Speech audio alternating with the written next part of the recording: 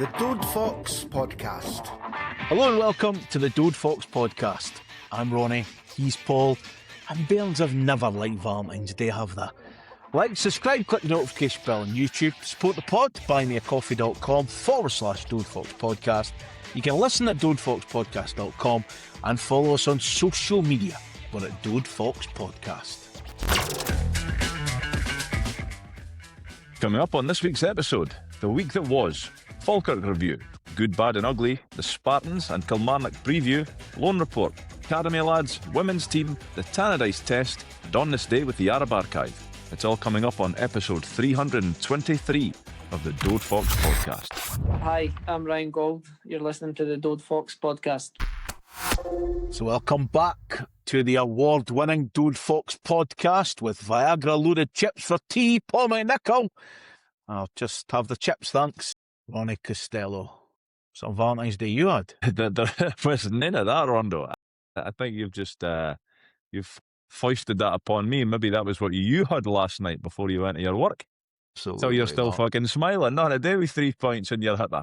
Said that to you last night and you were shocked. Unbelievable. I was a wee bit surprised. What is going on? So that's basically chips, cheese, chicken fillets, drenched in our signature aphrodisiac and chili sauce. Wow. And who was it that sells that? I've kind of forgot where I was looking, but it might be Tony's Chippy that's clearly doing other stuff. They might have a casting couch in the back. I don't know. Or something's going on there, definitely. That ain't no regular Chippy. No, it was quite incredible, that, and I thought, that's exactly what Paul's going to do when he gets him the deck. That's how he's going to celebrate scalping the Bairns, knowing that way. That gets judged on. Right, let's get in it. Episode 323. Believe that? Every week that surprises me. I know the number goes up one every week, but every week I go, easy. Beeps, man. It's a big number. It's a big number. What happened this week then, Rondo? Aberdeen get off. To the surprise of nobody. We said it last week, didn't we? We thought, when we saw the game the previous Saturday was off and we saw pictures of Tannadice, we were thinking there's no danger. When you look at the weather forecast, the current state of the pitch, nah. And then I did kind of think it's a wee bit funny when United released that statement, I think it was the day before the game, saying, well, the pitch is playable just now, but there's to be a monsoon coming down the night. So, yeah, it was no surprise when it was eventually called off. Keep looking at this fluid situation. Yeah. The play on words, very good. Somebody has swallowed a thesaurus. Some smart arse. Send it to us because we've no idea. I had to Google stuff in that fucking statement. What else we're going to mention here? Oh, yeah, did you see that big yellow thing in the sky yesterday? It's unusual, isn't it? Yeah, it was very unusual for this calendar year. Yes, 100% unusual. I've seen many of them. The postponed game against Aberdeen and also the St Mirren game, they have been rescheduled. We'll play Aberdeen a week on Tuesday, 24th of February, 7:45, and then we will play St Mirren on Tuesday, the 3rd of March, also 7:45, and I'll no be there. So you've dodged that one then. But I believe United asked for it to be further away though, didn't they? League went. Was that so that you could have been there? Definitely not. I was looking when we're playing Celtic game, when can I no be here for that? Yeah. I'll not be here for that. But again, we knew that the fixtures would come. We'll speak about the fixtures in a second. But they have been rescheduled, and of course, we'll preview this coming Tuesday's rescheduled game against the Spartans. But at least there are dates in place for them ones. Obviously, the big one is the St Mirren one, because again, if we get through on Tuesday, that's Saturday, Tuesday, Friday, which is a wee bit unusual. Rather be playing in training, I'm sure. Correct. Like, play yourself into form and remain in that form if you can. Like, a wee bit of consistency wouldn't go amiss, especially at this time of the year. This is the right time to be finding that consistency.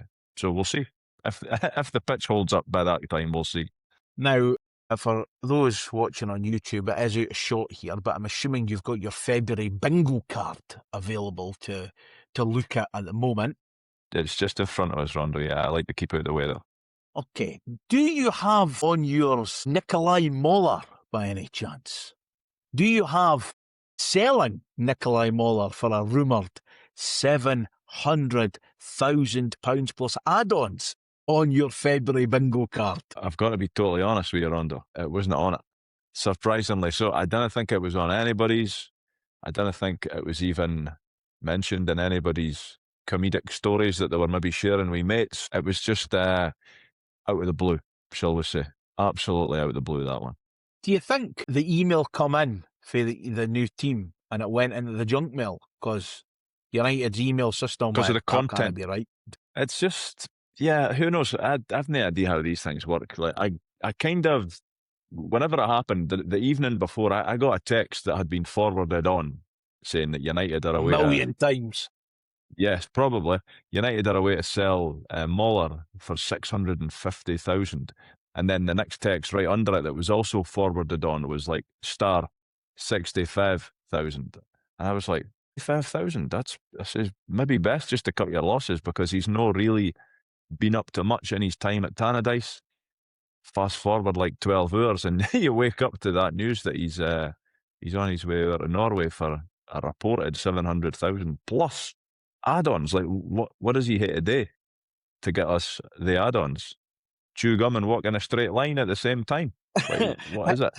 I actually just imagine United opening an email thinking there's a Nigerian prince behind us looking for my bank details. Like, I'm going to get £48 million here.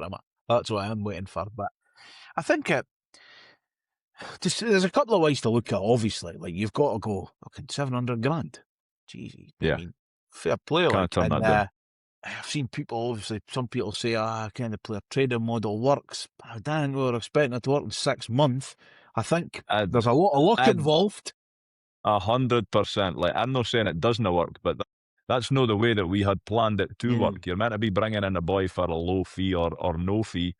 He's meant to do something for your club, maybe improve his own game, and then you sell him on. Like, that's surely the player trading model. No, bring a boy in. He's really not that good. He barely makes many appearances. He scores 1 goal, and then amazingly you get 700 grand for him. That is, like, if that was the plan all along, Rondo, somebody's a genius behind the scenes. That's all I'll say. But I refuse to believe that was the plan. I think it's an interesting move for him, because obviously it's a league he knows. He was on loan in that league, so the team obviously kind of boot him. And you've seen that with players before, like even a Meshach example comes here and it's a bit a different ball game. Goes back and sees we're doing pretty well in Hungary. I mean, I'm not putting my neck on the line saying that's guaranteed, but certainly playing in a league, yeah, well, I don't know.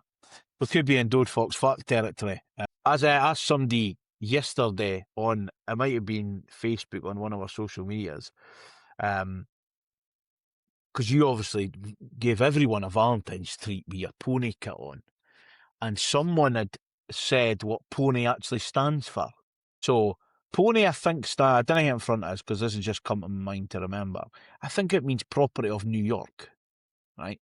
All right. Now, I've asked the question, is that fact or is it a Dode Fox fact? So either way, we might ken by now, but that's just what I'm saying. But anyway, so there's a player that goes back.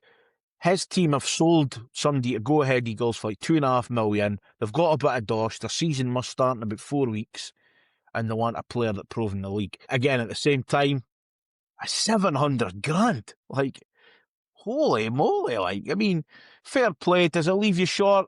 No, I don't think so. I don't think it leaves us short. Again, it's he not started a player the last game. No, but he started the last game. So wouldn't he be playing Tuesday if it wasn't for him? Probably not. No. But have I got too many straws? Maybe. No, I think from a squad point of view, it leaves us short. Yeah, because like it's another option. You could argue the merits of how good or bad that option may have been, but it is another option that isn't there. So it leaves us with essentially Waters, Sapsford, and Sturton as your central striking options to the end of the season, unless somebody through the academy maybe. I know we only play one. Yeah, I know we only play one, but. Like, it does, it weakens the squad. So you're saying numbers-wise, bare minimum numbers-wise.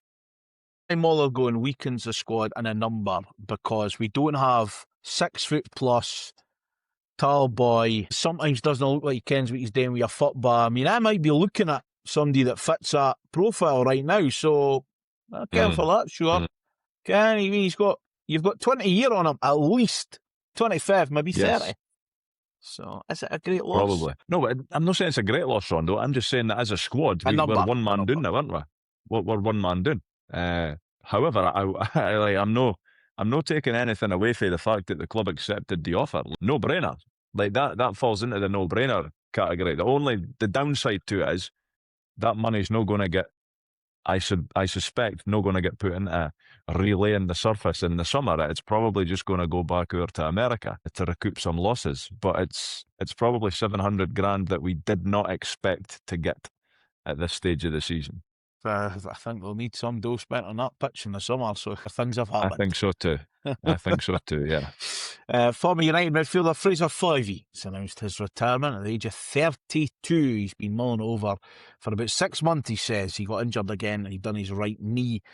And again, a player that just had 1 or 2 injuries. Obviously, I think we were there when it happened at him at United, and he just never, ever recovered.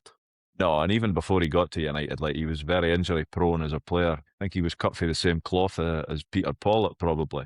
But on his day, a really, really good player. Like, injuries have absolutely stunted his career, I would say. And he's had a good career. Like, he's won the FA Cup, he's won the Scottish Cup, he's played for United. I mean, that's the stuff of dreams in itself. So he's had a very good career. It's a shame for him that it's been cut short at 32. When you think about it, the last couple of years he's been at Cove Rangers as well. It's not like he's at an elite level. So I would like to think that he's probably looked a wee bit further down the road, a wee bit similar to like Mark Reynolds, and he's maybe got his eye on doing something out with football, because I don't think, well, you just said that he was thinking about it for 6 months. You kind of knew that his body was probably not going to hold up in the same respect as a Sean Dillon, for example, who's playing into, what is he, 63 now, I think. I think so. So, yeah, Fivey was never going to get that sort of longevity out his career, but on his day, he was very good for us. And I still remember, I was speaking about it to Derek Mortimer, I still remember when he got injured for us against Livingston, and it was his own fault. It was just a stupid challenge that he made outside our box, right beside the tunnel. But yeah, he's had no luck when it comes to injuries. Yeah, and I think it's, especially when you're a part-time footballer, Kim, that injuries and that start maybe possibly infecting your working life, your family life and all that stuff. It's especially at a part-time level, I'm saying. Full-time's a bit different, but at a part-time level when you need to be out to pay the mortgage and stuff like that. So, but yeah, a player that I certainly liked in a United shirt.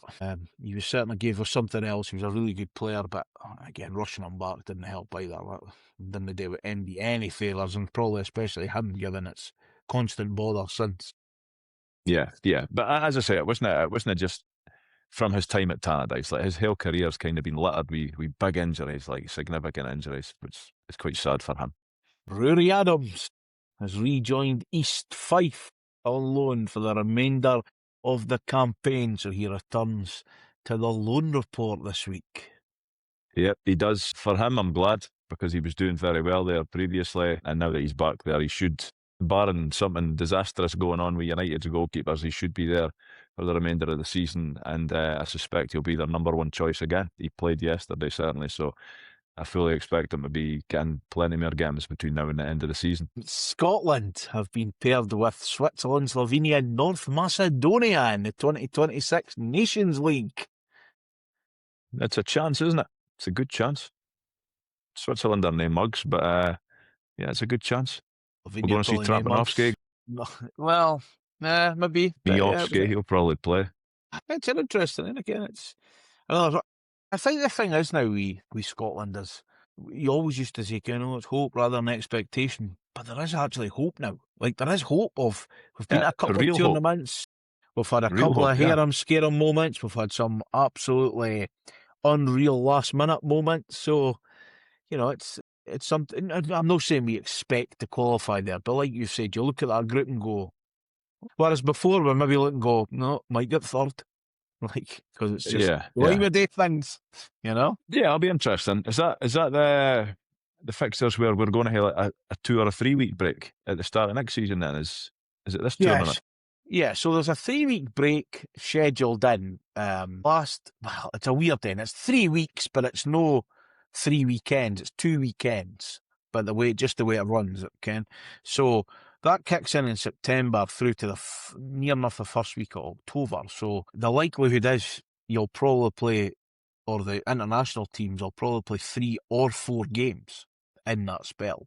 But it means that the other one, I think, November possibly doesn't happen. It's basically done to combine 2 of them, so it's in a winner. So it'll be interesting to see. Again, if you get a decent run of them, whether they play, you've got 3 opponents, so whether you play 1 round of 3 games and then a friendly, I've no idea. We'll get there. Idea probably is when the fixtures come out, or they're already out and I don't care about it, but I don't think they are. So yeah, it'll be interesting to see. The fixtures are out. I can't remember what they are. Here's a question for you. While you're finding them. Do you think that Steve Clarke will still be picking the team? Wow. Tough, isn't it? I think he'll go out on a high, having won the World Cup, personally. But you just don't know. I think it'll be unusual, and it'll be a surprise to me if he's still there. I think he'll probably go after the World Cup. So, Scotland's Nation League fixtures, just forget that whole bit I said about no Kennan. Saturday, 26th September, Slovenia, Scotland. Tuesday, 29th September, Scotland, Switzerland. Saturday, 3rd of October, North Macedonia, Scotland. And Tuesday, 6th of October, Scotland, Slovenia. So there you go, 4 games. And then the November intense period. The November break is in, so it's the October, they must have combined day 2. November 11th is Scotland, North Macedonia. Monday the 16th, Switzerland, Scotland. So there you go. So there's no home games on a Saturday. The 2 Hampden games will be a Tuesday night and a Friday night. Bash. Correct. So, yeah, fixture rate. So, hey, win the World Cup, win the Nation Leagues, move on. That's how we can do. Let's do it. So, a potential 7 games in 20 days is underway, starting with a 3-2 win at the Falkirk Stadium. We've touched on a couple of the games. Spartans are home on Tuesday, Kilmarnock at home on Saturday, then play Aberdeen next Tuesday. We're away to Motherwell the following Saturday, the 28th, and then St Mirren at home Tuesday the 3rd, and then potentially away back down to Falkirk on Friday the 6th of March. It's quite the run there, Paul, but like I sort of mentioned, I'm assuming players will prefer to be playing than training. Yeah, I would imagine so, and I think that was maybe in the manager's thinking for like a couple of changes that he made yesterday. I guess time will tell on that if he puts out the same starting 11 on Tuesday. Yeah, it is an intensive run, but we've went a wee while without games during this season, so don't want to hear any excuses about tiredness or that. Just use the squad, rotate it as best you see fit. But maybe not too much. Like if we actually strike a wee bit of form, maybe just fucking keep your hands off it, Jim. Just go with what's working, basically. That's what I'm trying to say. 3 home games in a row, Tuesday, Saturday, Tuesday. Spartans, Kilmarnock and Aberdeen. We will talk about Spartans and Kilmarnock a bit later on, but let's talk about the trip down to, I'll say it, Brockville. No cairn, right? It's no Brockville, but I'm calling it Brockville. Down to Falkirk Stadium. The last time I was at the Falkirk Stadium, Paul, was to see the Killers on a Monday night. The last time I was there was to see Leo on a Sunday afternoon. He was kicking about. Was there as many boys melted on a Sunday afternoon as there were on a Monday night when I was there? Probably no. I dare say, probably not. So we talked about hope and expectation earlier on. What were you thinking going down in the car yesterday? I honestly wasn't sure, Rondo. I didn't think I was expecting a win. Far from it. I didn't think I was. I just wasn't sure what we were going to get. The way, like, what had we lost? 4 or 3 in a row? 4 in a row before that. 4 in a row. Still kamikaze defending at times. And as much as I think Falkirk are a good team and they play some nice football, I wasn't fearful of going there. Like, I didn't think we were going to get blown away from them by any means.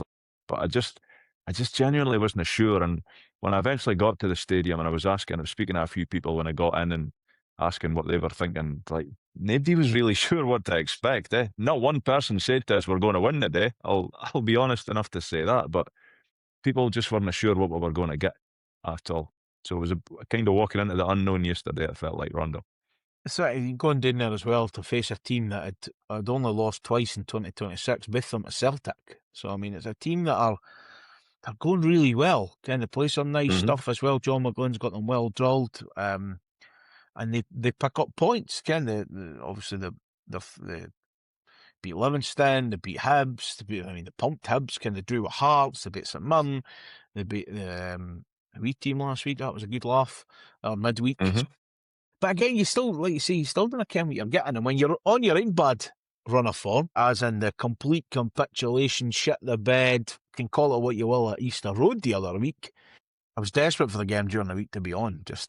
I think a lot of players, especially, would have wanted to right a good few wrongs. But and you had to wait again until yesterday. And you're going down to that pitch as well, and it wasn't a nice day. It's a lot riding on it, and then the team comes out. 3 changes are there, obviously. Big Muller was out, given he was counting his signing on fee. Dario Namo and Sam Clear-Hardin out as well. Yuri Yovo, Ryan Strain, and Neil Ferrugia. I keep going to call him Nick Ferrugia, and I don't know why. But Neil Ferrugia came in. Vichko was back on the bench. Fuck it, Nick. All right, Nick. Vichko was back on the bench, and new man Emmanuel Agui, who's finally here and took his place on the bench yesterday. Of course, it was a 3. Well, I was wanting to see the new boy. Obviously, I was wanting to see the new boy. I was a wee bit on the face of it. I was a little bit surprised that Sam was the one to drop out.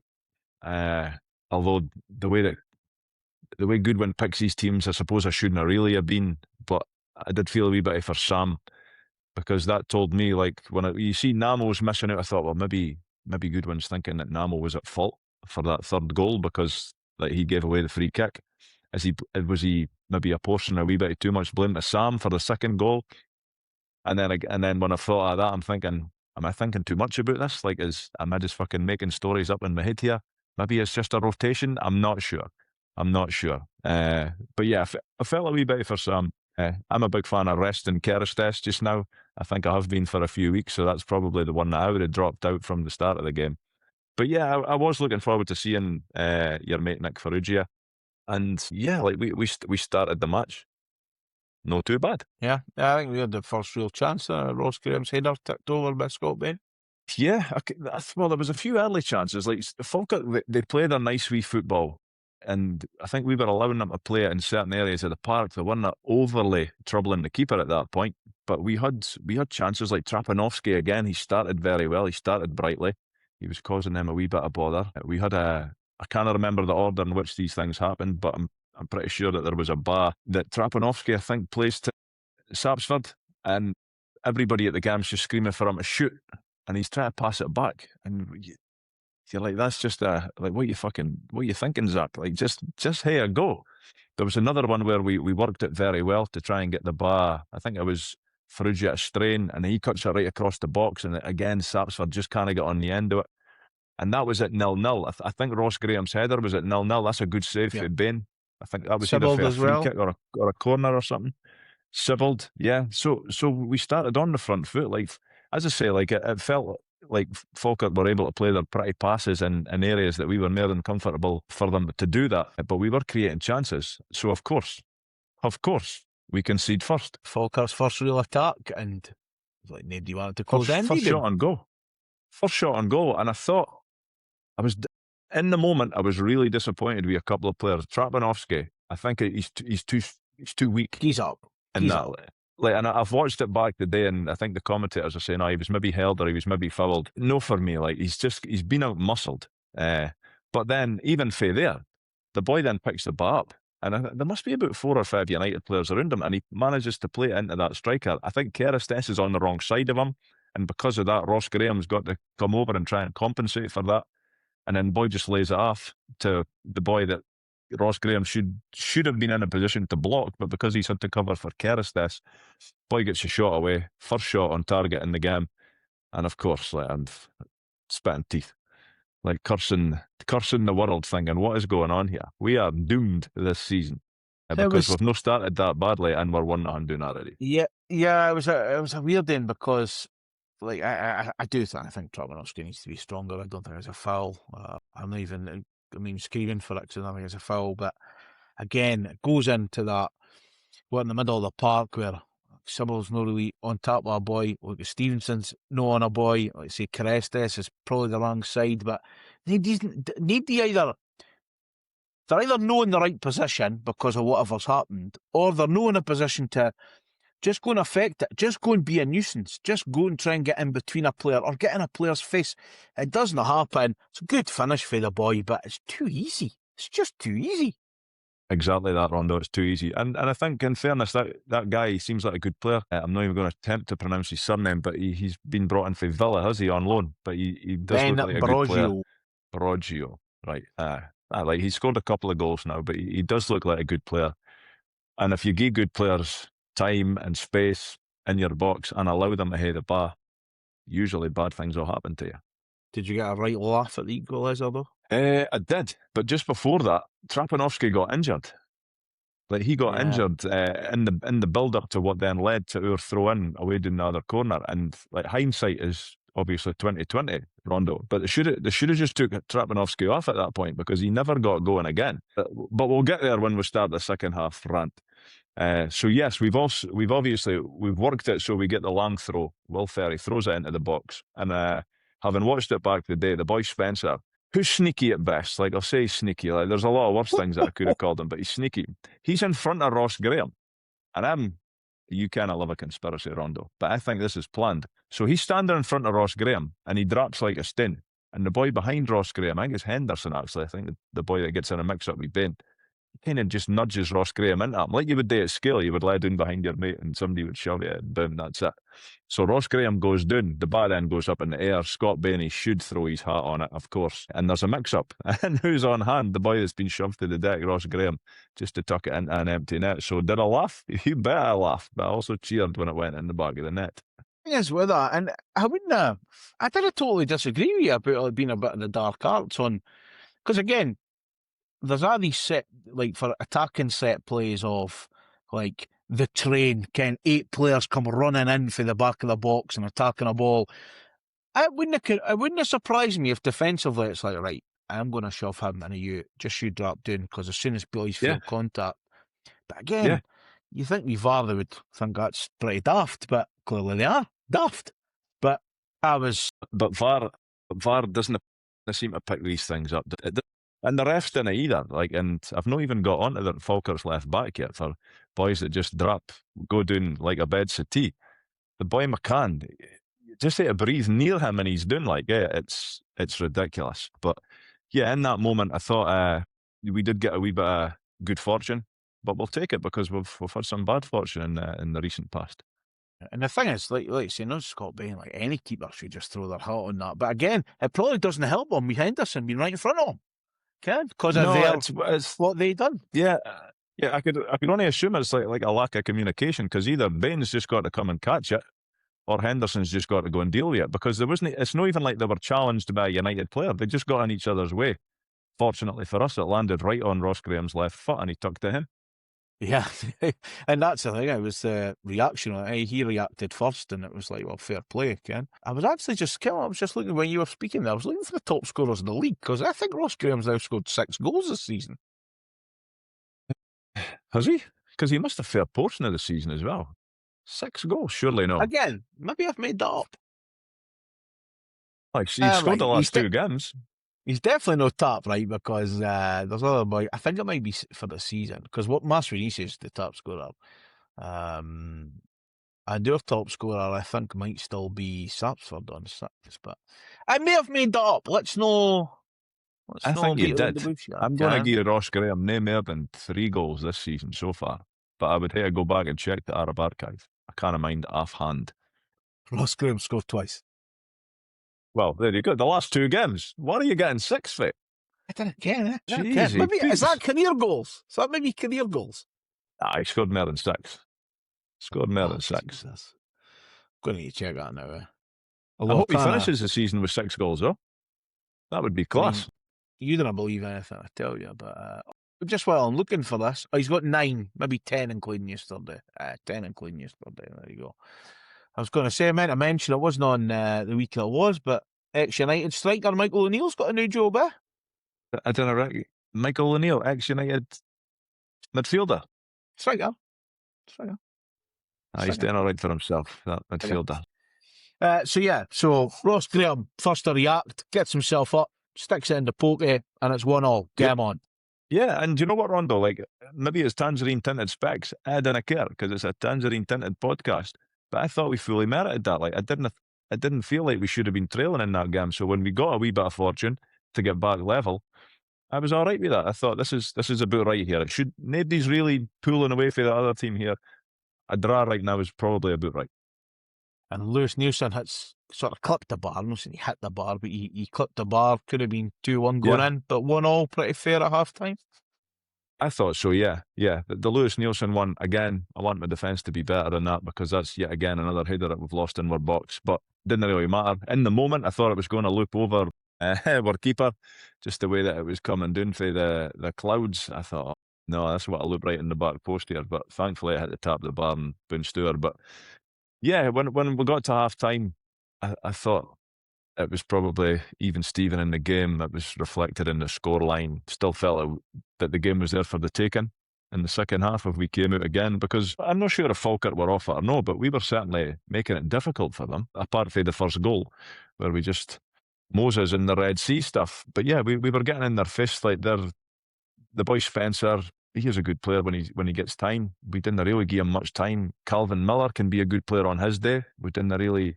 Yuri, I mean, he must be covered in bruises the day Calvin Miller. Yuri must have hit him everywhere, which was good to see, although he got lucky a wee bit with the lack of a booking until about the last minute or something. But like that's the breaks, is it? That you've got to let them know that you're in a game, and that's exactly what we were doing. And I do wonder if that's the reason Yovo was put in to man Mark Miller, because he done that earlier in the season against somebody, and he done the job really well. Because even when you watch, if you do want to laugh, and you want to watch watch the highlights for Falkirk, because they are hilarious. The commentary is quite something. So I've seen it from United's third goal. I've saw that wee passage of play. That's class. Like, so boys were crestfallen.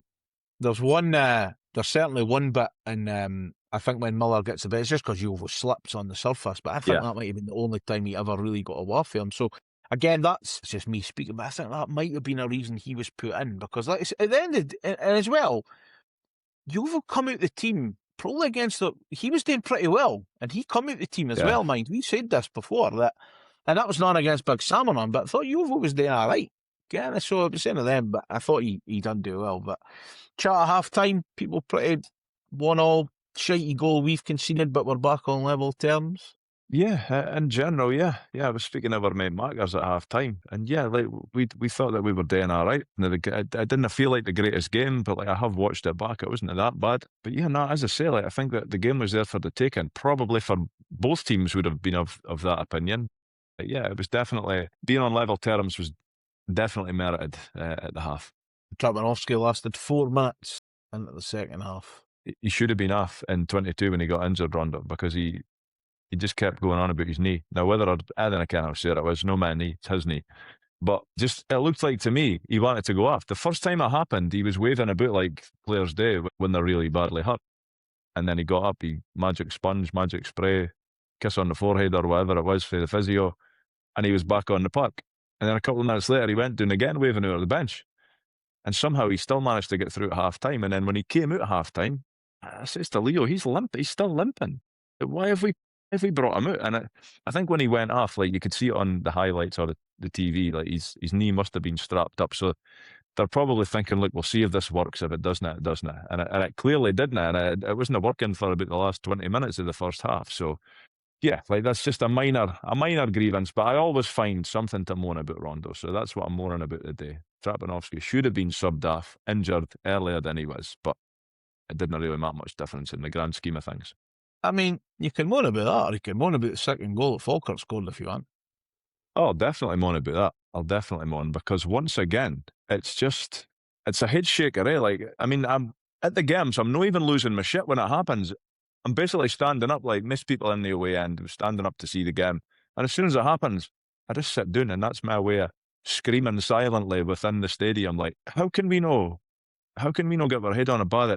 And in fairness to the boy, who I didn't like, the boy McCann, I didn't like him because he throws himself on the deck at every opportunity. It's a great ban for him. But we've got to deal with it, Rondo. You can't tell me that we can't deal with that bar. It is a good bar. But the boy's run on his own. I think it was the boy who scores it. Does he not play it to the boy that crosses it in? And then he just runs, and we didn't pick him up. And again, it comes for indecision between Kerstess, Ferry. I didn't think Graham's got fingerprints on it this week, but Kerstess and Ferry, like I've seen a bat. I'm not really sure who I think should be picking up. I probably lean more towards Kerstess because he's fucking huge, and I just want him to deal with stuff like that. But time and time again, we see that he doesn't it. And that's how we keep losing these sloppy goals. What was your take on it? Like, who did you think should have dealt with it better? I just think there's more than the odd goal that have come down that between Kerstess and Will Ferry. And we're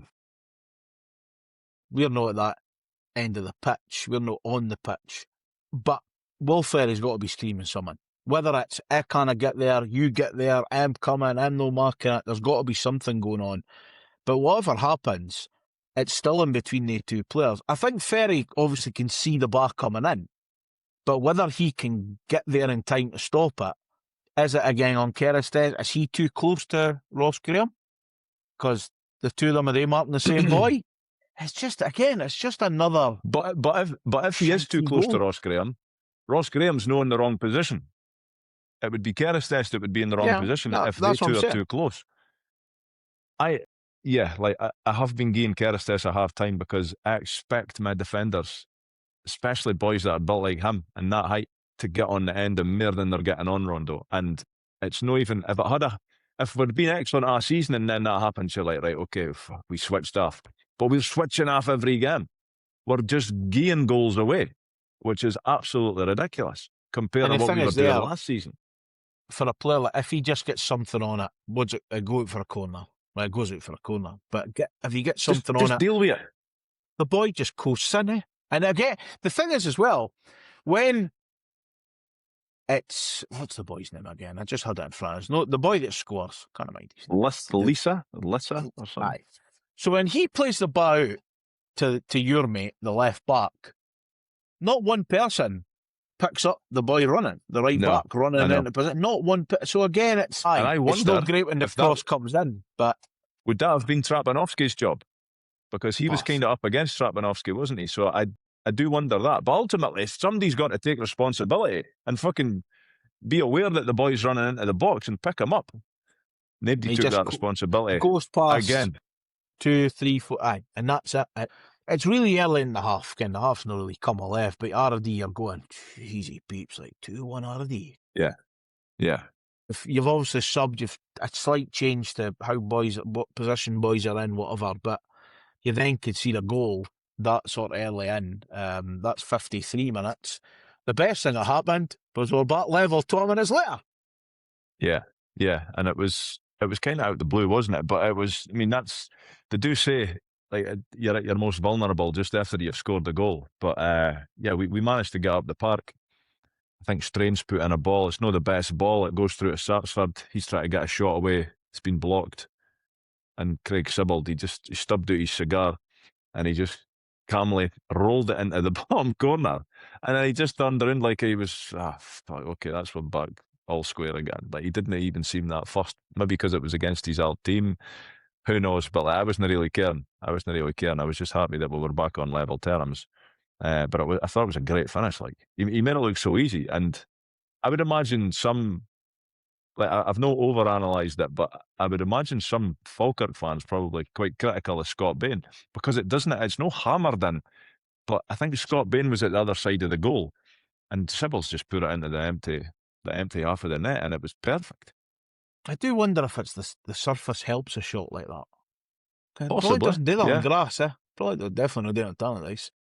No, probably get stuck on about the penalty spot if he touched off of there. But it was just a really cool, calm, composed finish. And again, we merited being on level terms. And I was thinking, can we just please stop fucking committing suicide at the back with these goals? It's terrible. We're no helping ourselves here. Couple of things we need to mention. Keeper save at 2-2. Brewer saves. Brilliant save. But again, how does the boy get the shot away? We've got so many men back.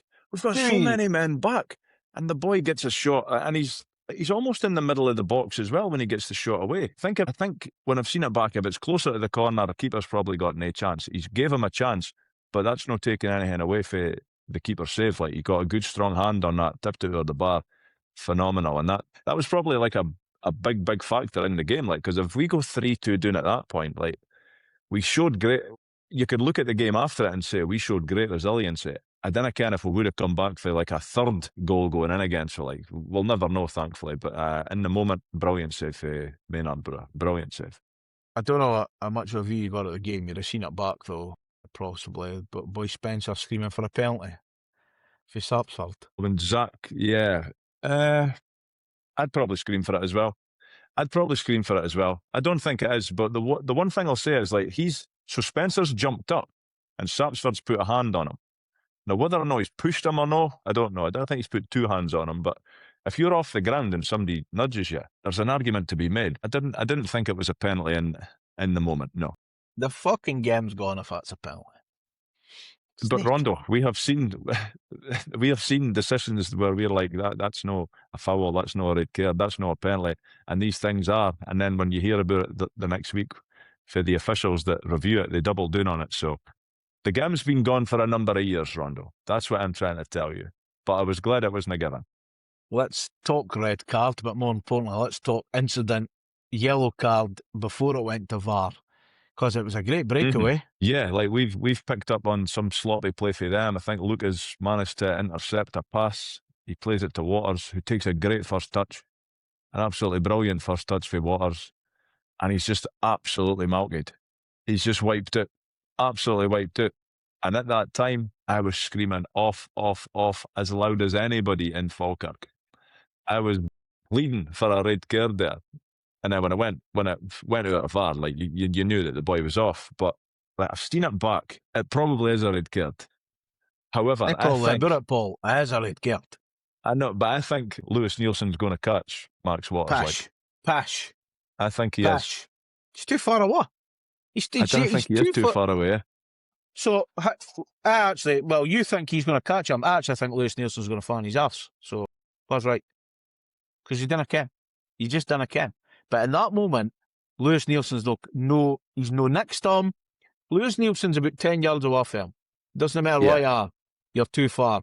Also, and this goes back to the Falkirk commentary, they were saying, but look how Scott Bain is off his line, he could challenge. Scott Bain could keep coming.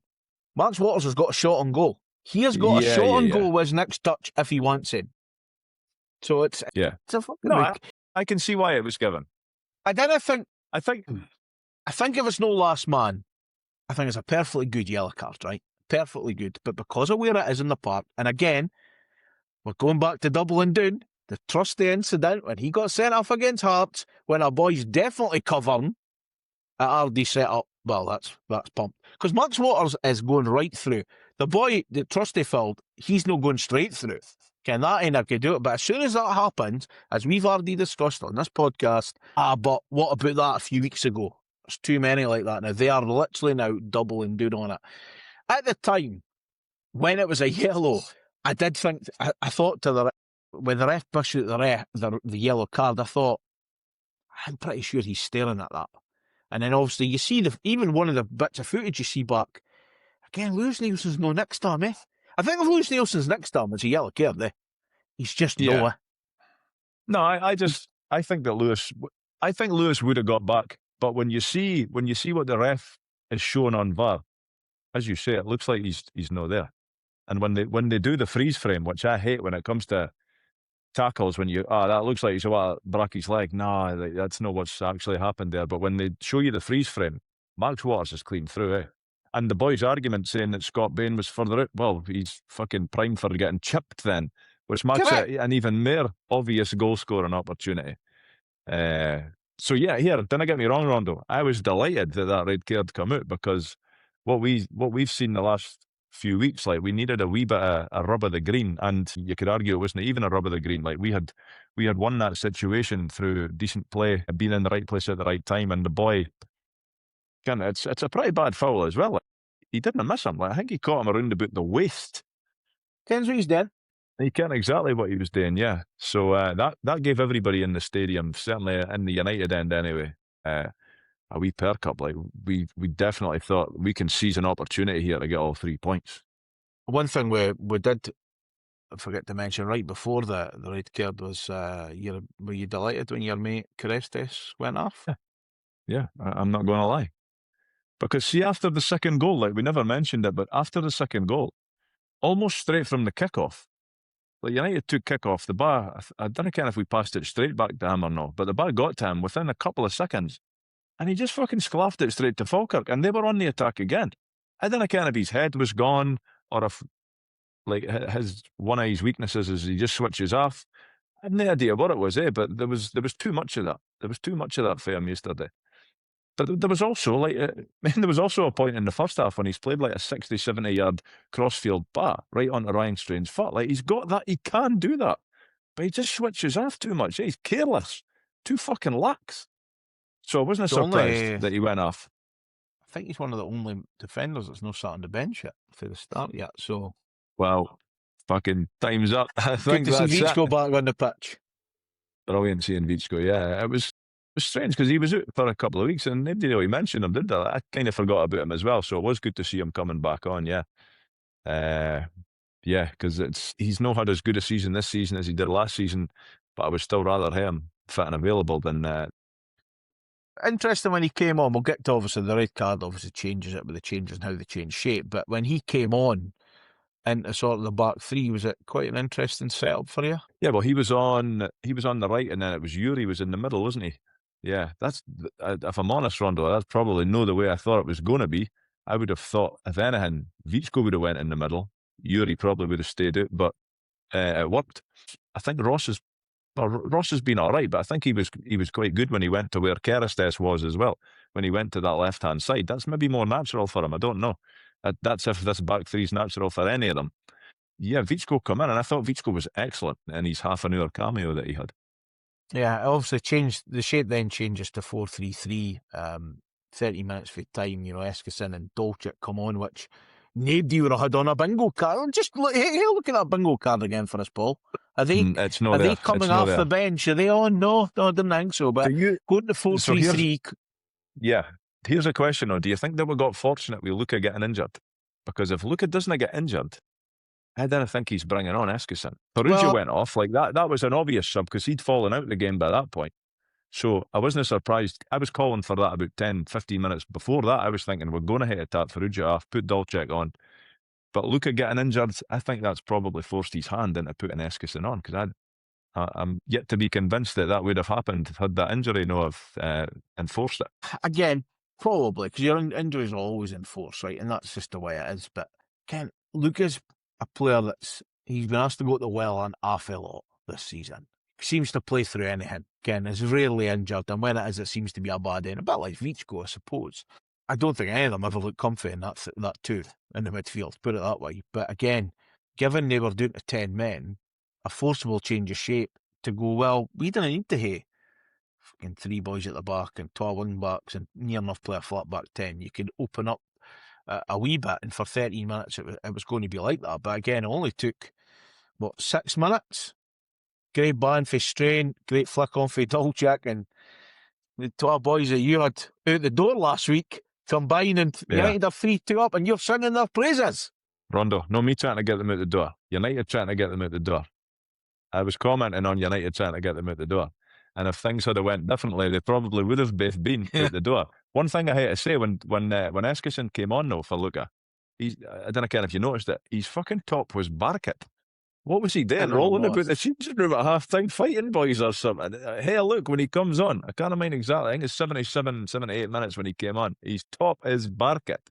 But anyway, he came on, he impacted the game massively, as did Dolchik, because he just, comically, from my point of view, he got ahead to the ball just ahead of Donaldson.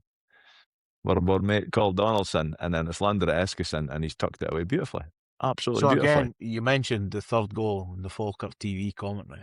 They are screaming for everything in there. There's no foul in that move. There's no foul anywhere. So that's just before we get the ball back. Yeah. I can't remember the boy's name. He's got a funny name. The Falkirk boy. He's a bit of a road runner. He's really fast, but he's running away. And because we're trying to bump him, I think Sibbald bumps him and Dolchik bumps him, and ultimately we get the ball back. They lost their mind on Falkirk TV. Like, terrible. He's been battered. He's been this. He's been that. He's had the bat took off him, pal. Jeez, he peeps. It wasn't And as then bad. It wasn't nearly as bad as you're making it. I can't mind what he says, but he says something along the lines of, I took a call 3-2. I've no words. I've no words. Speechless. I'm speechless. I was speechless as well because I was too busy jumping up and down.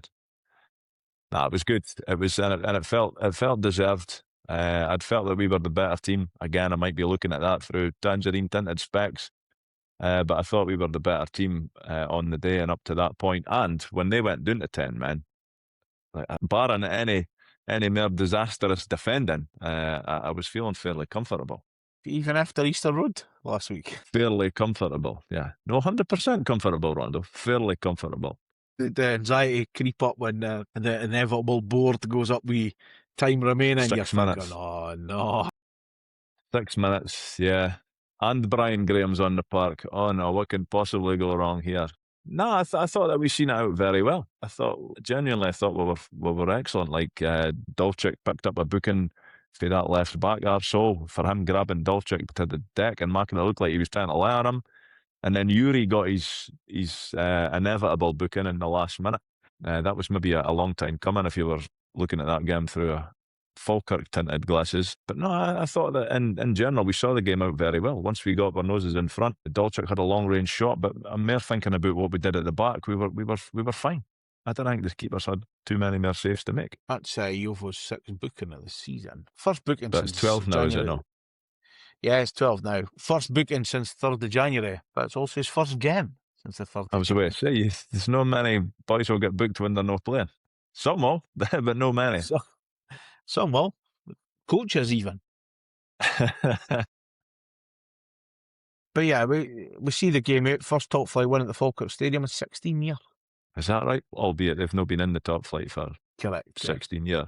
Sounds better though. 16 years. It does. Fucking hell. Yeah. No, I thought it was deserved, Rondo. I don't know what you thought. I thought we were the better team.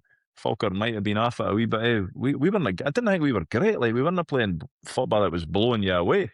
But like, we were just effective. We kind of stuck to what we were good at, like a good bit of graft. We created a number of chances. Still, I don't want to go on about it, but the defending still got to improve. Like, we can't be giving teams 2 goals, and we are giving them 2 goals. Like, we're making it so easy for them. So that was the frustration for it. But no, in general, like, it couldn't be too unhappy because, as we said at the start of this, like, nobody was really thinking that United were going to get the 3 points before the game. Certainly nobody I spoke to. So to come away with a great victory like that was a definite boost. Yeah, I think a bit of resilience after trailing twice. Obviously, the Hibs hangover as it was. I mean, staying 3 points and then walk away with none. Obviously, on the back of Hearts beating with 3-0, Celtic 4-0, the Derby at the start. There wasn't much cheer, albeit we're in the next round of the Scottish Cup and the Spartans were coming up, but you just didn't ken what was going to get. But again, I thought the wee things that I mentioned there, I thought Jovo excellent up against the boy Miller, because he's a good player, he's a good player. But like you say, the defensive issues are still... It's this weird thing, like, they can't be getting coached like that. Surely you're not getting coached to stay off your man or whatever. I mean, again, we're not sitting there at St Andrews, but it just can't happen. And kind of the frustrations of... And who are they up against in training, though, Rondo? Somebody posted a comment about that. Oh, we're not even... It was the other week, United posted up a training photo, and I think it was maybe Owen Sturton flicking the ball, and somebody joked, like, we can't even win a header in training. Like, but who are they up against? Like, we're up against Sturton and Waters. Like, last season, Gallagher and Holt would have been up against Dalby. Iron sharpens iron. Like, you're gonna be better if you're coming up against him on a daily basis. But I don't know, as you say, we can't be coaching to do what we're doing. Like, that absolutely can't be the case. But I'm still all in for getting rid of this 3 at the back. I don't know if when you're playing 3 at the back, it's an easy out for the defenders to say, oh, fuck, that was your man. You come into that space, should have been your... Like, if you got 2 centre halves and they've got a man each or one man, then in theory, in my mind anyway, it should be easier to deal with. But regardless of the merits of the 4 at the back, 3 at the back, 5 at the back, whatever we are doing, it's no good enough at the back. It just isn't. You just have to look at our record and the amount of goals that we've conceded for absolutely self-inflicted wounds. Yeah, and same as well, you look at actually, I mean, our Brewers coming in, conceded 8 goals in 3 games, and don't actually he's done any I enough. don't know. The Hibs second goal, maybe again, I would hate to see it back, but out with that, no, you're right. He's letting 8 goals, but maybe he's got fingerprints on one of them, but the other ends, that's not really his fault. Yeah, obviously it's the win. Gets us on at 28 points after 25 games, 4 ahead of our nearest and dearest. We a game in hand. St Mirren, a game in hand over them, 23 points. Kilmarnock on 20, Livingston on 12. But I think important for us was obviously with the disappointment of Hibs, but just January, take the Ayr game out, but January as a whole was, or since the start of January, it's piss poor, been terrible. Not conceded too many, been too easy to play through, no scored enough, no threatened enough, and ultimately no picked any points up. So a massive 3 points, but it is only massive, 3 points. Of course it is, but it is massive because the pressure was on. Fans' heads were down. So I've no idea what the players' heads would have been like, but it's like there was pressure on the manager. We touched on it last week. A lot of people were good when out. I wasn't there yet, and hopefully I didn't get there. But results like yesterday, they keep people in a good mood. They keep fans from speaking about all the many negatives. It's only me that's going to drag up the fact that it was still Canada defend the fucking cross. So yeah, like it was. I think last week you asked like, what is the manager doing now? And I was like, you just got to win. You just got to win games. And the first game back, we've won it. It was a very difficult place to go. That's proven by the record this season. They're a pretty good team. They're on merit. They're in the top 6, and I suspect they'll finish in the top 6 this season. So it was a very good win to go there and get the 3 points. And we just hate to now continue that, but tighten up at the back. Man of the match, Sibbald, sponsored by Neil Reiki because he doesn't rate him. But I thought it was Sibbald. I think, I thought he was really good. I thought he was really good yesterday. There'll be a lot of rumours sniffing about him as well, going back to Falkirk in the summer. Yeah, he's from there. Does he not stay there or stay that neck of the woods? Yeah, that wouldn't have surprised me. I would personally keep him around. I still think he's more than good enough to tear in. Like at the start of this season, we all thought, he's maybe getting phased out the way that the players that we were bringing in. And I think he also started on the bench at the start of the season, didn't he? It wasn't until Papo went down that he kind of come back into the team. But yeah, I just think Sibbald, in general, ken what you're going to get for him, and it's usually a more than decent level of performance. Big fan of the laddie. 100%. Given the type of game it was and how close it was, and obviously you mentioned Stevenson went down, was it a surprise that Manny Aguirre didn't come on, or maybe no so much of a surprise given there's a game on Tuesday night that might be it was how poised it was? Yeah. What? I don't know. I'm not saying it was a surprise. It was, from a fan's point of view, it was disappointing not to see him. But that's not to take anything away. Like we went there and we won the game, Rondo. So like ultimately, the manager's made all the right decisions. But I think you're right. That in theory, it should be a slightly easier game for him to come into. And it looks like Lucas Stevenson. Well, he certainly went off injured. So if he is nursing an injury, do you give him his debut on Tuesday against the Spartans? But then you're going to have Kamara back as well after that was the last. This suspension, was it him and Fatah? They both could have played in the cup anyway. Yeah, and if Trapanovsky's injured for his skint knee, then there's every chance that we could put Amar Fatah back in as well. So, like, we've got options, which is always good. We've got options, but as a fan, of course, we're looking forward to seeing the boy, aren't we? So, quicker that happens, the better. Talk about Spartans and Kilmarnock in a second. Let's cast our final eye on this weekend with the good, bad, and ugly. Oh, the good, Rondo. We won a game.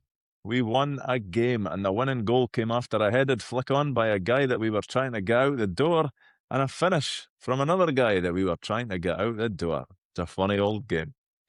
The bad, it may have been entertaining and relatively open game, but having to score 3 goals to ensure that we are winning games simply isn't sustainable. And the ugly, 2 words, Rondo.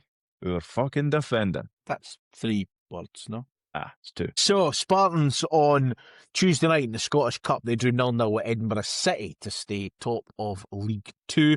We obviously mentioned changes, debut for Manny and stuff like that, but it is an interesting one in terms of, I think actually when Brewer keeps his place, I think Will Ferry keeps his place, Ross Graham keeps his place. There's a couple of obviously question marks around about who could support them. Will it be Dario? Will it be Ryan Strain out wide? Midfield's interesting. Do you bring a Kamara in? Do you just rest Stevenson? Do you maybe even rest Sibbald? Because it's a lot of games coming up. And again, even as a front three, you've got Fatah coming back. Sapsford can just keep running. Does Owen Sturton get in? Do you give Max Wars a go? I'm not saying you'll do 6 or 7 changes, but again, 2 or 3 wouldn't surprise me. Yeah, no, I would go along with that as well. I think Fatah's a cert to be in the team. Yeah, if Stevenson's, even if he's saying he's all right, I would probably lean on leaving him out just now, just so that he gets over the knock. And if Kamara comes back, or it's Emmanuel, the new guy, I'm all for that. I don't know what we're going to do at the back. I'd like to see him do an experiment with like 4 at the back, Rondo, but I don't think that's going to happen. So it'll be interesting to see what 3 he picks. I noticed that Bert wasn't even on the bench yesterday. I don't know if he's injured or if he was just surplus to requirements. So it'll be interesting to see. Yeah. But I like what you've said. I think there will be a number of changes. Yeah, and after that, obviously, Saturday we're home to Kilmarnock. They are playing Celtic this afternoon. They obviously beat St Mirren in midweek 4-3, which was quite the game, it seems. But before that, they had been on a pretty wretched run of hadn't won a game since October, since before that. So again, they're a bit of a sticky team. Fucking bogey team, Rondo. Well, yeah, I mean, they beat St Mirren, they've beat Aberdeen. McCann and Dodds seem to be getting a wee bit of tune. They've spent a bit of money in January as well. Like they spent a bit of dough on a left back that United were linked with as well. So again, can't I say I've ever been an expert on anything, let alone Kilmarnock, apart from the pair. So yeah, I don't really know what we'll get. I mean, I suppose can a Celtic go there the day and give them 5 or 6, 7 or 8? Who knows what that spells? Just don't give them a foot up, Ken. Don't even have false hope here. That would be an absolute of course shitey thing. But it's important to get the right result on Tuesday. Get into the draw. I hope we get Falkirk away in the next round. That's my prediction, just in case you're wondering. And then back that to the bookies. Kilmarnock, and it just keeps going, Ken. Aberdeen, your pals Motherwell away. That'll be a laugh. They'll probably have tifo for you. And then St Mirren, and it's important to, tighten up the back, keep scoring goals, didn't give away so much. But again, if you get another win on Tuesday, if you can get a win on Saturday, it's a nice wee time to put a bit of a run together. I mean, I'm not saying we're going to no get beaten this run of 7 games, but if we were able to get a decent amount of points to then go, well, we didn't need to worry about 12th, we didn't need to worry about 11th, let's just start doing the best we can. And ultimately the question, I can't know what your answer's going to be, but I'm going to ask it. Top 6, yeah or nay? I don't think we'll get top 6. I've thought that for a wee while now. Yeah, I think so. Like it was a great result yesterday against a team who I think will be in the top 6, but it would require us to go on a run that we have not yet produced or even shown that we might produce, and it would also require Falkirk to fall away as well, and they've not really shown any signs of falling away. Now, of course, it's football, Rondo. These things can happen, but I'd be surprised. I'd be very surprised. Ken, what I am a wee bit amazed about, and this is only when I looked at the league table this morning, because I knew this was going to come up. So obviously, we are equal with Aberdeen on 28 points, and we've still to play each other and all that stuff, right? So Falkirk could have went 14 points ahead of it yesterday, which is an amazing fucking start. 17, I think. I think they could have went 17. 17, sorry. So they're 11 points ahead of it. I probably didn't appreciate that Hibs are sitting so high above us, because, again, watching the game the other week, I would never have told you there was that kind of a gap, because I actually thought we were a better team and we sort of deserved it. So I was a wee bit amazed there. Even, I didn't get what I thought they were, but I just thought Falkirk was doing better than them and whatever. So they've had a much better season than I anticipated. Okay? Maybe because I've got rid of the boy up front that, again, throws himself to the deck like a feather coming down through the sky. Maybe, but he was there for the longest time, picking up the points that have ensured that they are about 4th or 5th in the league or wherever they are. Yeah, like it's just been a little underwhelming from our point of view, hasn't it? Like we've said that the last few weeks. Like that was when Falkirk put that stat out on. I think it was maybe the night before the game. Like if you beat Dundee United, we're 17 points ahead of them. That was kind of the first time I thought, goody, like that's completely unacceptable. That's 6 games worth of wins that we are behind them. So to go back to your original question about top 6, I'd be amazed. I'd be amazed if we get it now. I'd settle for 7. When we reconvene next Sunday, what will be on our agenda for these 2 games this week? I think we'll be happy that we're in the next round of the Scottish Cup. We'll be looking forward to yet another trip to Falkirk, and we'll be moaning about some crazy defending again at Tannadice in one of the 2 games, if not both. That's what 3 I think. points. I'm not sure. I'm not sure what. Well, you know what? Like, I'm not sure what we're going to get against Kilmarnock, but you've got to be aiming to win that game. And I say that all the time, and the club will clearly be aiming to win that game. But there's no excuses. Like, we've got to win these games. Too often we've not been winning these sorts of games. Like Kilmarnock are where they are in the league for a reason. Now you could say, well, they've picked up a couple of results recently. They have. They've done very well. But we're still ahead of them. We've been ahead of them all season. So in theory, we should be the slightly better team. But on any given day when we play Kilmarnock, we always seem to struggle. Now, that might be different the way Neil McCann sets that team up. I don't know. I've not really looked into the way he's setting them up. Maybe it'll suit us more than Kettlewell or whoever was the manager the last time that we didn't get nothing for them. But ultimately, you've got to be beating Kilmarnock. That would go a long way to ensuring that we kind of get dragged into that relegation battle. Albeit, I think Livingston are away, but you don't want any part of that 11th place. So 3 points really next week is vital as well. Agreed. Right. Buy me a coffee this week then, Paul. Well, Barry bought 2 coffees. Do any of you dafties think we should just play water polo instead of trying to get Tannadice playable? I mean, I might have to come out of retirement if I play water polo. Did you ever play water polo at Craigie High, Rondo? I wasn't very good at it, though. So it wasn't a matter. Did you drown in the shallow end? Hopeless. Just wasn't a matter thing, really, Ken. I could see you in a pair of Speedos as well. Ken, what? Strangely. I'll do that for you next week Strangely. if you really want. But I was speaking to somebody the other day about, I said Claire might have mentioned that. I can't mind what it was about, but why we got You on in the subject. Speedos? No, me on Speedos. What goes on in your house on Valentines Day, Rondo? I'm like a dolphin. But it was actually about, like, I remember going to Northern College, it would have been at the time, but Gardine, you were told, bring your pyjamas because you're swimming at the bottom to get a brick. What's that about? Yes. No idea, but yeah, I remember that. It wasn't jammies though, it was just like wear clothes. Oh no, we wasn't jammies. Maybe I had a questionable teacher. I don't know. I fished that brick for the bottom of the deep end. No bother. It sounds like cruelty, but we'll go with it. Anyway, back to the coffee. Someone has bought a coffee. When was the last time you dished out a bureau? A while back, like. And I am firmly in the camp of calling it a bureau. Again, some people call it a snaman. It's a bureau to me, like, yeah. It's always been a bureau. Yeah. Excellent. Mike bought 5 coffees. Thank you very much, Mike. Only one way to improve the pod. Get any Aluko involved. Keep up the nonsense and talking shite every week, lads. Mikey. That would be a bold strategy. Someone else bought a coffee. Great podcast, Rondo. Pumper. Your patter's pish, but your knowledge is infinite. Always listen when working for him, but end up swearing at yous. Hey, a sticky toffee on me. FTD83. So the Pumper reference is clearly my school nickname, Rondo. I don't think that's been mentioned in these 320-odd episodes that we have put out. And that nickname, not that anybody will care, but I'm going to tell you anyway, that was given to me by Paul Petrie, who was the owner of McBookie. You know, the betting website thing? He gave me that nickname because of Pumper Nickel Bread, apparently. There you go. There's a wee Paul McNichol fact that nobody needed in their life, but you've got it now. And lastly, Vandy bought 3 coffees. Loving the pod, lads, and Arab listening in from Perth, Australia. Being a former goalkeeper myself with the mighty Forfar West End and Lochie United, always interested in the goalkeeping situation at Tannadice. Actually bumped into Teflon Baraghetti here in Perth recently, and no shock, his cup of coffee slipped right through his hands mid-conversation. I also live a stone's throw away from where Ashley Maynard Brewer grew up, in Joondalup. That can't be a real name. Looks like he's more Big Seeb than Kawashima, thankfully. Great save against Falkirk yesterday. A good win against the Bairns to hopefully kick on and get some more well-needed points on the board.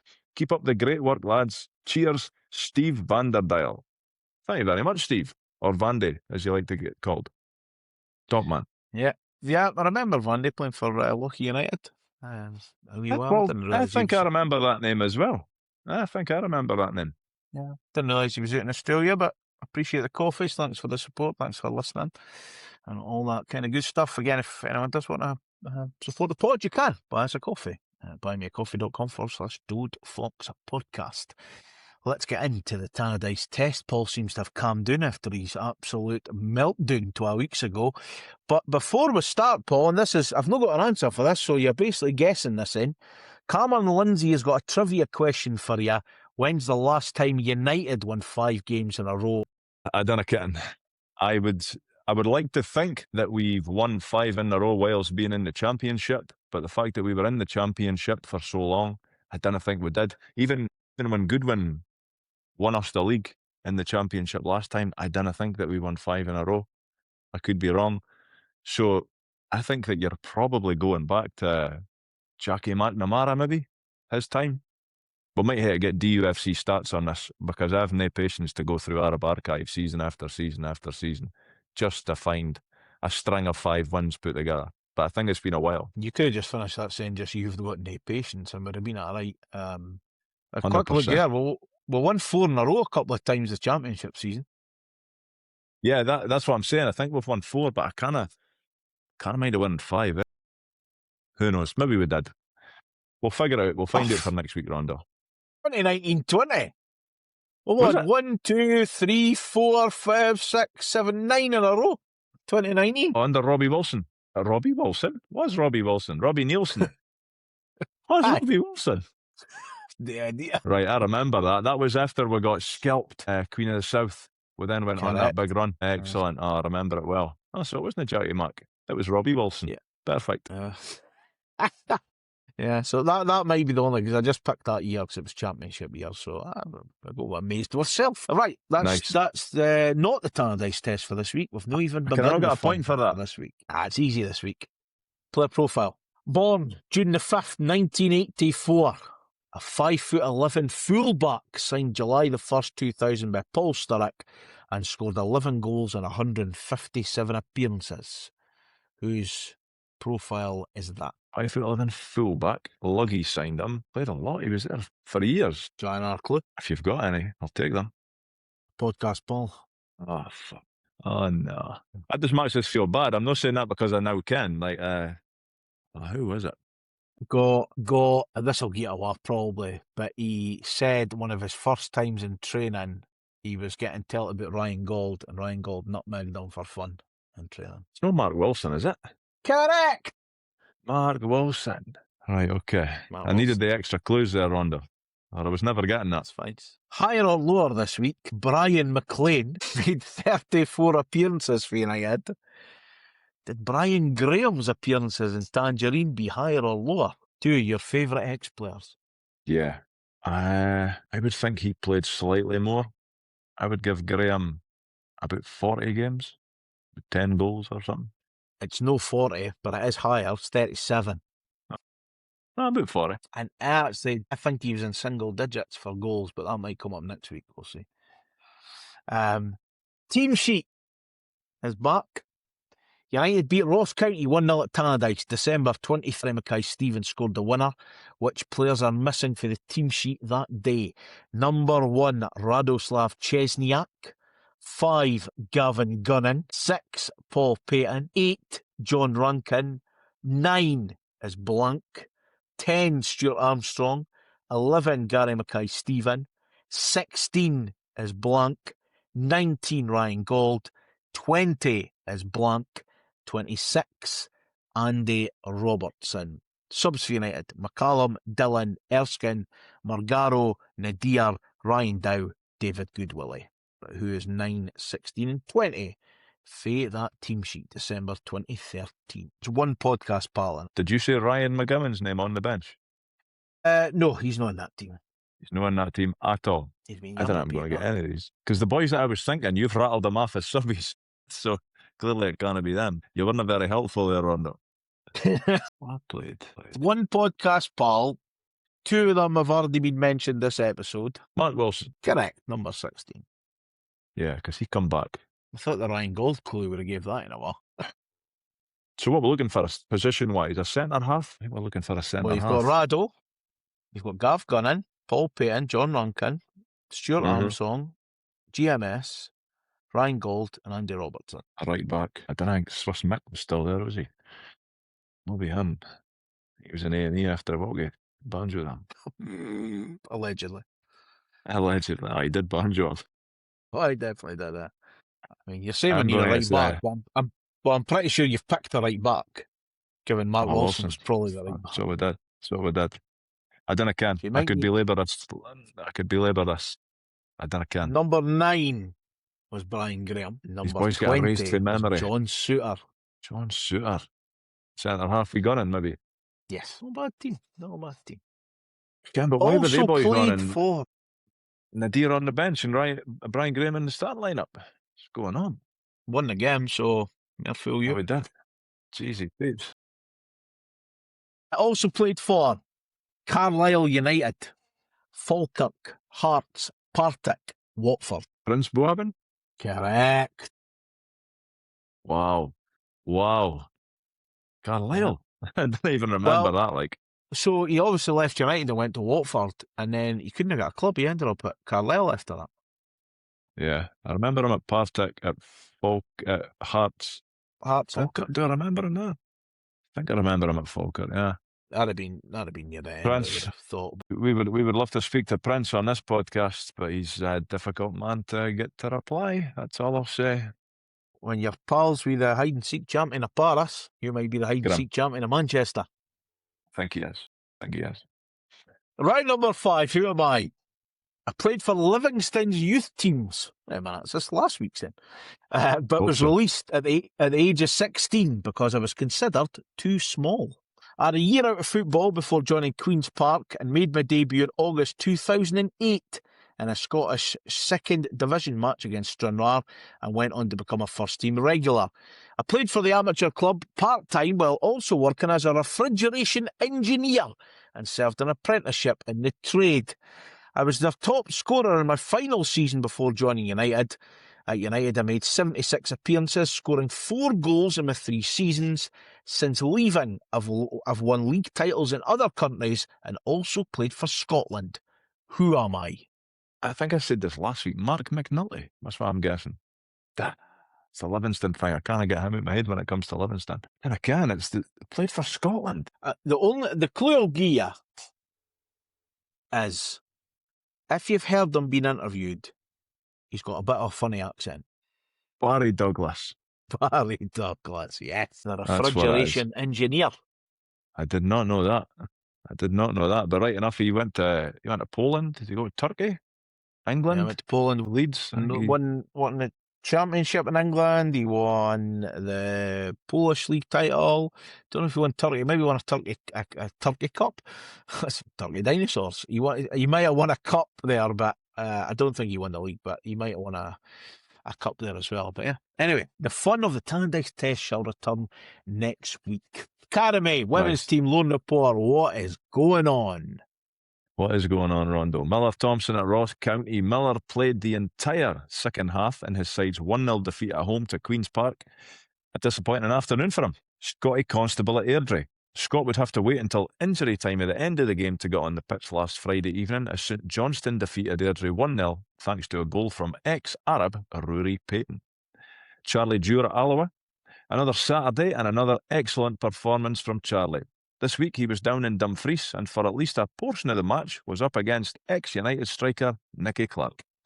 That was no bother to young Charles though, as his side were 2-1 victors. Rory Adams at East Fife and Lewis O'Donnell at Cove Rangers. Rory Adams would restart his loan spell at East Fife with a game against his United teammate Lewis. Both lads would get the full 90 minutes, but it was Big Rory that would get the win, courtesy of a 2-1 victory for the Fifers. Lewis did play very well, and Rory had a fantastic point-blank save in the 70th minute to ensure the 3 points stayed in Methil.